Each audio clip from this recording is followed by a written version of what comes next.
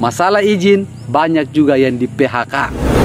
Kalian pikir ini PT IWIP ini perusahaan abal-abal?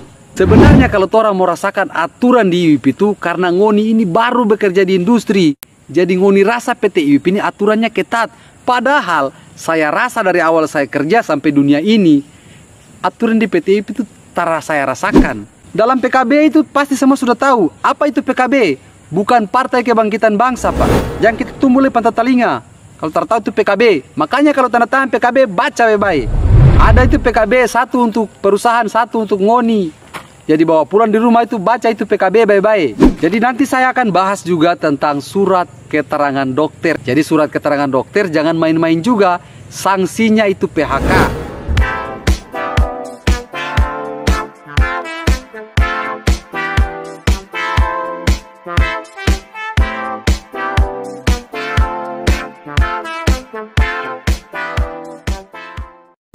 Assalamualaikum warahmatullahi wabarakatuh. Apa kabar teman-teman semua? Halo. Saya selalu berharap kalian ini selalu berada dalam lindungan Tuhan Allah Subhanahu wa taala, diberikan banyak-banyak rezeki dan diberikan banyak kesempatan agar kalian memiliki kesempatan melamar pekerjaan nanti di PT IWIP. Jadi ini saya khususkan bagi kalian semua para calon pelamar maupun yang sudah bekerja di PT IWIP. Ini sangat penting bagi kalian semua untuk mengetahui cara-cara bagaimana kita melakukan yang namanya izin. Karena di PT IWIP ini ada bermacam-macam yang namanya izin tersebut. Karena banyak yang melakukan hal tersebut dan berakibat dari pemutusan hubungan kerja atau PHK. Itu sudah banyak. Kemarin juga ada yang bertanya kepada saya di WhatsApp saya seperti itu. Jadi saya harap kalian di sini yang belum bekerja atau yang sudah bekerja tapi belum paham tentang izin di PT IWIP, perlu simak baik-baik video saya. Jangan lupa support channel YouTube saya dengan cara subscribe agar saya lebih semangat lagi hadirkan konten untuk kalian semua. Jadi di sini yang saya katakan kalian perlu simak baik-baik untuk kategori izin. Di IWIP ini kan ada izin resmi, ada izin potong. Saya bahas kedua izin ini dulu. Jadi yang paling pertama ini saya akan berikan informasi tentang izin potong. Ini untuk karyawan yang baru saja melakukan kontrak atau kalian yang belum melakukan kontrak, kalian wajib tahu. Izin potong atau IP itu bisa dilakukan 1 bulan 1 kali, itu diberikan kewajiban bagi karyawan untuk mengambil izin potong tersebut. Itu bagi karyawan yang baru tanda tangan kontrak di PT IWIP. Jadi kalau baru 2 bulan sampai 6 bulan itu masih bisa ambil izin potong. Jadi dari 6 bulan ke 3 bulan lagi itu kalian masih bisa ambil izin potong. Dari 1 bulan tersebut kalian bisa ambil 1 izin potong. Kalian perlu tahu dulu tanggalnya. Jangan Ngoni main sikat ambil izin potong. Tanggal tutup buku di PT IWIP kan tanggal 15. Jadi kalau kalian yang sudah ambil izin potong di tanggal 1, kalian harus tunggu dulu sampai tanggal 16 lagi, baru kalian bisa mengambil izin potong. Itu bagi karyawan yang belum 1 tahun di PT IWIP. Untuk karyawan yang sudah 1 tahun di PT IWIP, mereka bisa mengambil cuti emergensi mereka.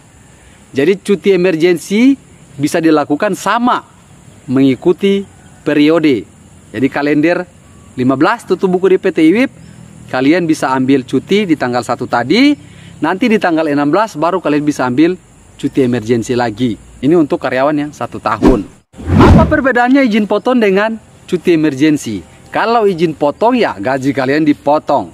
Kalau cuti emergensi dihitung cuti. Jadi cutinya 1 hari saja. Kalau ada keperluan mendadak itu bisa ambil 1 hari.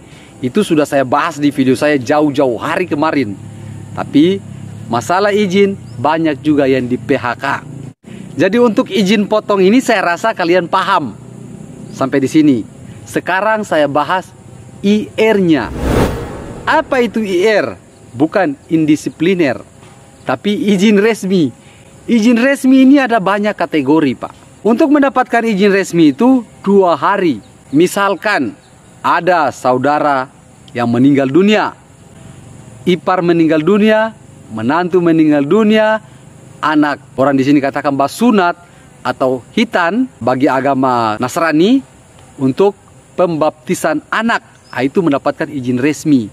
Yang menikah juga akan mendapatkan izin resmi.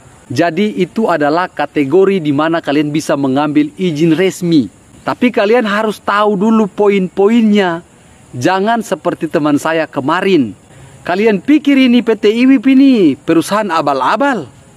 Jadi don tahu itu ngoni bafoya. Jadi jangan coba-coba ngoni mau bikin gerakan tambahan. Mau bilang izin resmi anak menikah.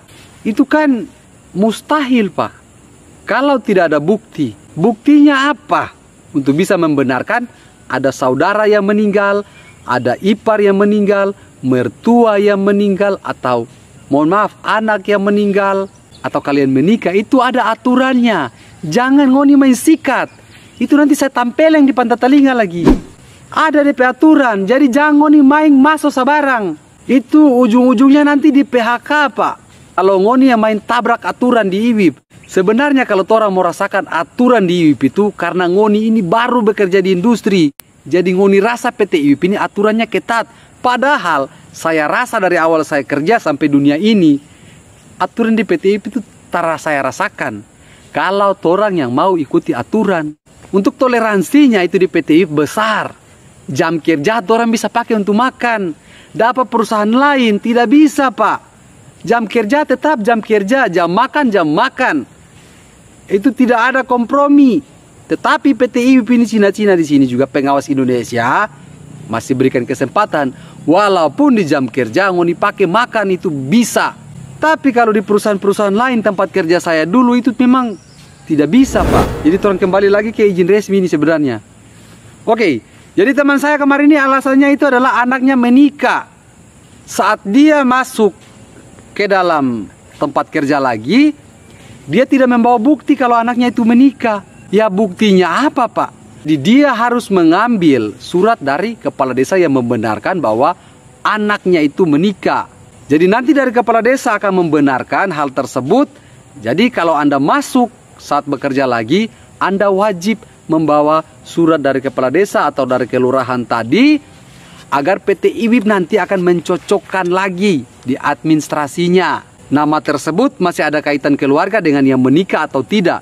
Jangan hanya ngoni tipu-tipu. Ya teman saya kemarin kan dia hanya bilang, saya ini kan izin resmi. Siapa anak itu menikah. Memang betul, tapi Anda harus mengikuti prosedur. Kalau Anda tidak ikuti prosedur, maka dalam PKB itu pasti semua sudah tahu. Apa itu PKB? Bukan Partai Kebangkitan Bangsa, Pak. PKB itu perjanjian kerja bersama. Jangan kita tumbuli pantat telinga. Kalau tertahu itu PKB. Makanya kalau tanda tangan PKB, baca baik-baik. PKB itu sudah tertuang semua itu. Saya lapor, tanya uli, kawan ntar mengerti lagi. Itu yang kasih materi waktu Oni tanda tangan kontrak itu apa? Oni tanam di sini, masuk di sini, keluar di sini. Talinga lele. Jadi saat Ngoni kalau mau tanda tangan kontrak itu Ngoni simak baik-baik dulu itu orang yang kasih materi di sana tanya uli. Orang itu kerja dari pagi sampai sore itu cuma kasih materi Pak Ngoni tapi Ngoni tak pernah tanam di sini. Nanti setelah Ngoni masuk kerja baru 1-2 bulan Ngoni bikin gerakan tambahan Ngoni bakaras. Itu tak bisa sebenarnya. Jadi teman saya itu kemarin dia juga bakancing bahwa saya izin resmi. Izin resminya dari yang mana? Anda bisa buktikan apa? Ya harus buktikan dengan tadi surat dari kelurahan. Jadi dia bilang soalnya Dominika itu masih di bawah umur. Walaupun masih di bawah umur, tetap dapat itu surat dari kepala desa atau kantor kelurahan tersebut. Dorang antara meminta itu buku nikah. Kalau buku nikah belum bisa cetak, berarti memang belum bisa. Tapi kalau hanya keterangan dari kelurahan, tetap ada, bos. Jangan bikin aturan sendiri.